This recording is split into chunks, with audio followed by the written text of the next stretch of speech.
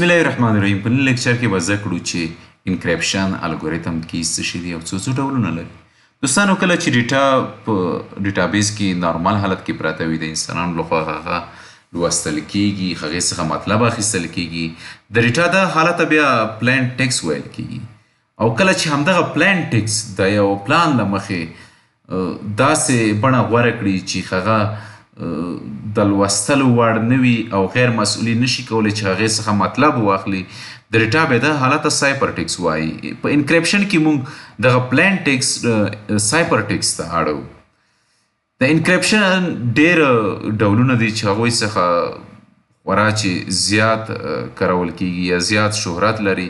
هغه یو ټي ډي دی کوم چې بشپړ ډیټابیس په بشپړ ډول انکریپټ کوي، او دوهم چې د بیک اپ انکریپشن دی چې یوازې بیک اپ انکریپټ کوي، او دریم چې د کالم لیول انکریپشن دی چې کوم یوازې هغه کالمونه انکریپشن کې ترې ګټه اخیستل کیږي چې په هغو کې حساسه ډیټا یا مهمه ډیټا پراته وي.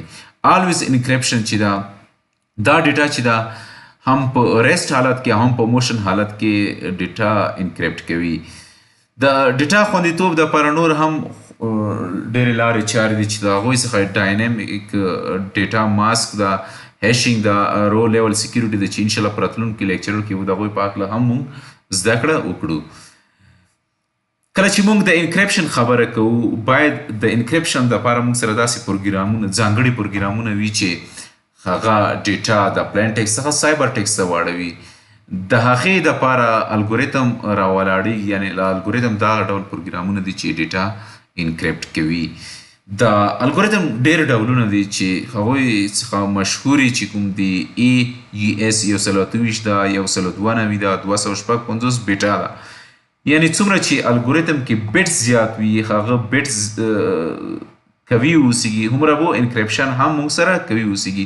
یعنې د 128 بیټا الګوریتم څخه 192 بیټا الګوریتم چې ده هغه په انکریپشن کې ډېر قوي ده، او همدار 192 څخه 256 چې ده هغه ډېر قوي ده، خورا قوي ده. کله چې موږ ډیټا انکریپټ کړه دې مطلب دا نه شو چې ډیټا خوندي شوه، یعنې همدغه الګوریتم کولی شي چې بیرته یو بل څوک وکاروي او ډیټا بیرته ډیکریپټ کړي.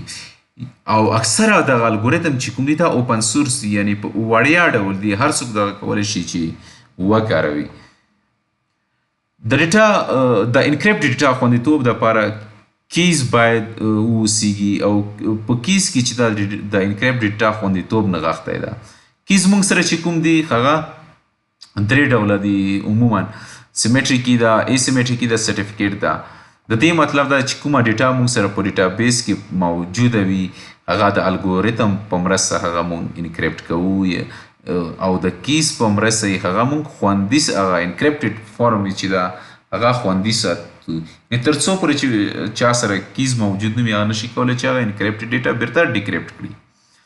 سیمیټریکي چې دغه د انکریپشن او ډیکریپشن دپاره یوازې یوه ځانګړې کی کاروي، یعنې یوازې یو کی کولی شي چې هم ډیټا انکریپټ کړي او هم بیرته هغه ډیټا چې دی انکریپټ کړ ده ډیکریپټ کړي. یعنې دواړو خواو هغه څوک چې ډیټا انکریپټ کوي او څوک چې ډیکریپټ کوي دواړو سره باید دغه یو کی موجوده وي، یو ډول وي. دغه خپله دنده ډېر په چټکتیا سره ترسره کوي، خو د خوندیتوب په اړه تشویشونه موجود دي او د تشویشونه ځانه سره لري. ایسیمیټریکي چې دغه د پبلیک او پرایویټ کی مجموعه ده، یعنې د دوو کیز څخه جوړ شوی ده چې یو ته یې پبلیک وایي او بل ته یې پرایویټ کی وایي. پبلیک کی چې د ډیټا انکریپټ کوي او پرایویټ کی چې ده بیرته همدغه انکریپټډ ډیټا چې ده ډیکریپټ کوي.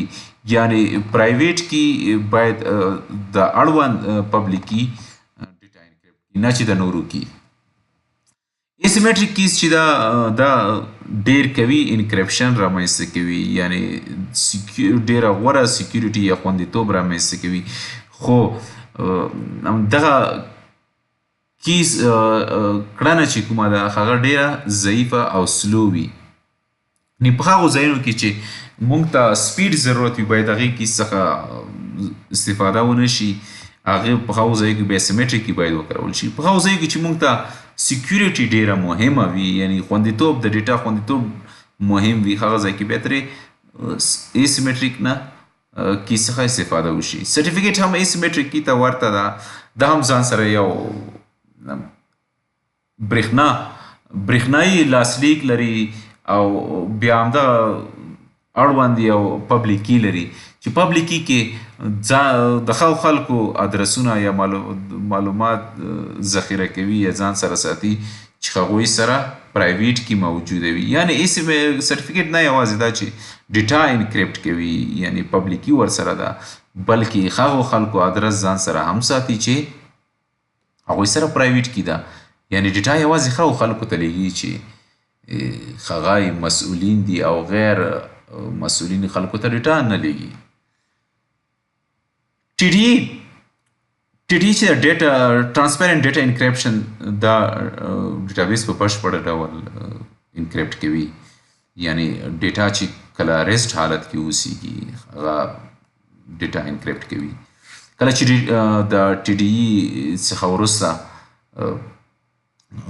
مونږ ډیټابیس کې ډیټا انسرټ کو یا اپډیټ کو هغه هم په اتوماتیک ډول انکریپټ کیږي او کله چې د همدغه انکریپټډ ډیټابیس څخه بیک اپ اخلو هغه بیک اپ هم انکریپټډ شکل کې وي. دا هر څه په اتوماتیک ډول ترسره کیږي. کالم لیول سکیورټي چې دا په دغه کې یوازې مونږ هغه کالم ډیټا انکریپټ کوو چې په هغه کې حساس معلومات پراته وي.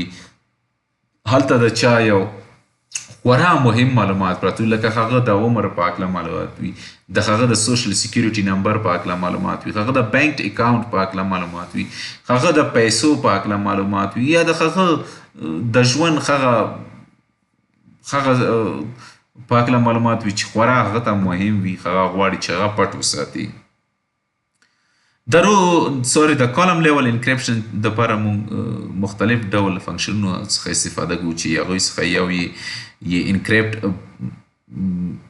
بای کی ده او بل د انکریپټ بای سر ده او بل انکریپټ بای پاس پریس ده چې د هغې څخه د اخرني څخه یې دومره زیات استفاده نه کیږي ځکه د خوندیتوب یا د سکیورټي په هکله ځینې تشویشونه موجود دي. دوستانو دا اوس زموږ د نن ورځې لیکچر، تر بل لیکچر پورې مو په لوی چښتن سپارم. الله مو مل شه.